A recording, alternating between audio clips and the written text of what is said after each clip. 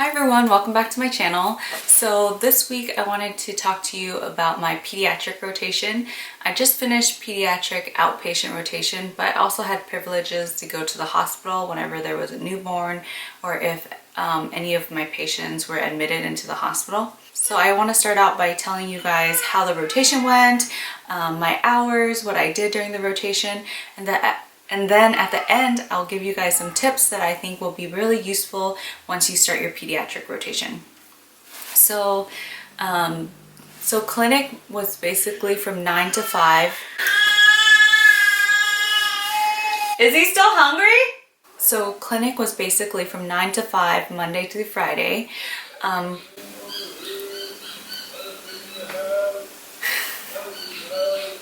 Babe! So clinic was basically from 9 to 5, Monday through Friday. The first patient came in at 9, so I would come in a little bit earlier than that just to look over the patient list and just to research things before they come in. It's hard for kids because a lot of them cancel. There's a lot of new add-ons all the time, and so you just have to just be on your toes basically. I always brought my first aid book with me so I can quickly look things up, and I like that because it was all just rapid fire bullet point things that you should know, say for like asthma exacerbations, different rashes, diarrhea, stuff like that, or fever, your workup for fever. So I think pediatric as a specialty is really nice. You get to work with kids and they're just the sweetest, cutest things. Like they're so innocent and happy.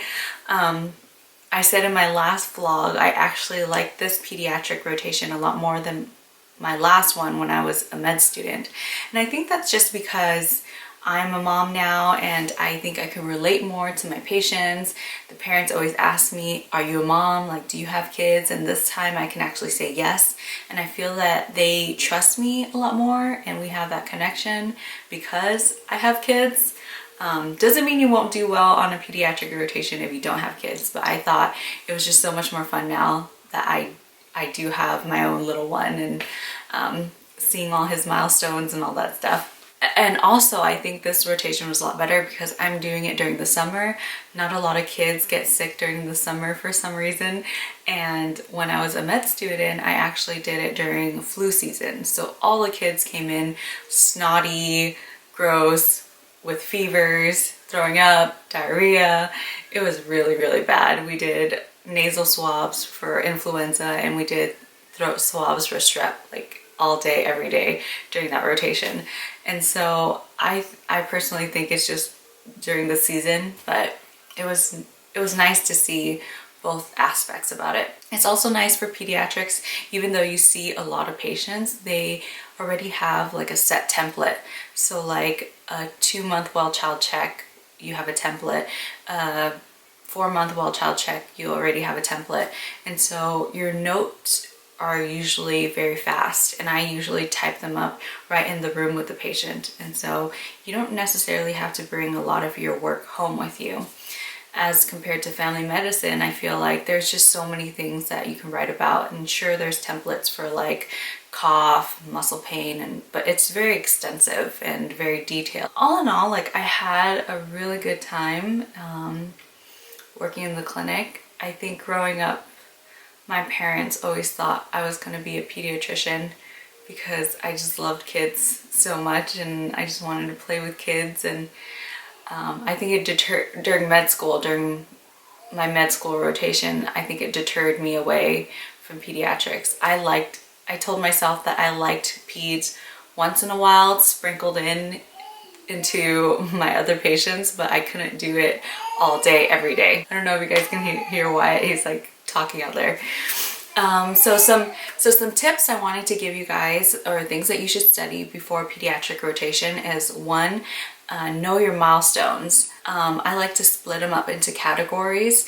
So one is motor, which is big movements like rolling over, sitting, crawling, walking, cruising. Those are motor developmental milestones. Second is fine motor developmental milestones, which is like grasping with your fingers, pincher stuff, like fine motor things. And then lastly is language, speaking, cooing, saying words like mama, dada, or, you know, things like that. So know those milestones. The second thing that you guys should all know, regardless of your views on immunizations, is an immunization schedule, because according to guidelines, that's what we're tested on as physicians. And even if you don't agree with them, even if you want to spread them out, or your patients want to spread them out, you should know the set schedule that they recommend. So some resources I used, if you saw in my last vlog, I watched Paul Bolin. He has really good videos on pediatrics, even though he's an internal medicine doc. He has a whole basically playlist for all pediatrics. Growth and development is on there. It's really good. PEDS immunizations and all that stuff, all that good stuff is on there. I also used the Step 3 first aid book. Another book that I really liked is called Blueprints. It's pretty thick, but it has everything you need to know for your shelf exam. That's what I used to study for my shelf exam, and I think I did pretty well on that. So basically the bread and butter of pediatrics is well child visits, cough, sore throat, ear pain, diarrhea, and rash. I might be missing some, but know those because patients would always come in complaining of those things, especially fever. Oh, and then a tip for when examining patients or when you're in a room with a patient, kids are harder because they can't tell you what's wrong, and it's hard for them to verbalize what's going on. You have to trust the parents. So doing a thorough physical exam will really help you with your differential along with a good history. So I like to go from head to toe, no matter what the complaint is, even if they complain of diarrhea or a rash or anything, I do a full body exam. And their kids are so small, so it's easy to do that for them. If they're complaining of ear pain, always look in their throat because infections from the throat spreads to the ear. So yeah, I check ears, throat, listen to their heart and lungs, check their skin, check their diaper, check their pulses. But those are the main things, and check their fontanelle. So I had a lot of fun on this rotation. Obviously, it's very sad when you see kids who are very sick or who are neglected or who's had trauma or who have psych issues. It's very common, and it's so sad how common it is. And you see all these things in older people, like adults and teenagers and stuff, but I don't know why, I just feel so helpless when I see it in a child. So, well, I feel helpless for them because I know that they're probably miserable and that their little bodies is fighting off this infection. And yeah, I don't know. As a mom, I just want to protect Wyatt from just every little thing.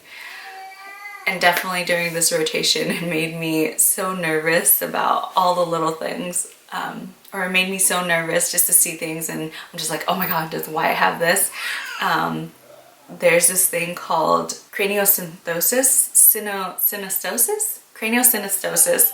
It's when the cranial sutures fuse prematurely and the brain doesn't have room to grow because it's, yeah, basically the bones of the brain are not supposed to fuse up until like 1 or 2 years old.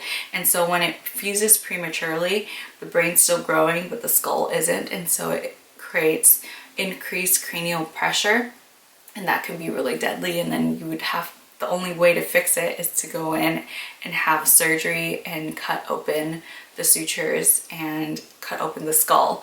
And so it's really crazy. And I thought it's fairly uncommon, but 2 of my patients had it, and Wyatt's fontanelle, it's pretty small, and so I'm just like, Stan, check his fontanelle. Is it closed? Is it open? Like,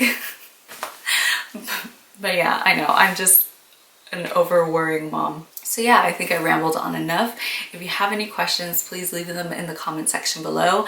I'll list all the resources I used in the description box, so you can always check there. And if you like this video, please give it a thumbs up. If you haven't already, please subscribe, and I'll see you guys next time. Peace.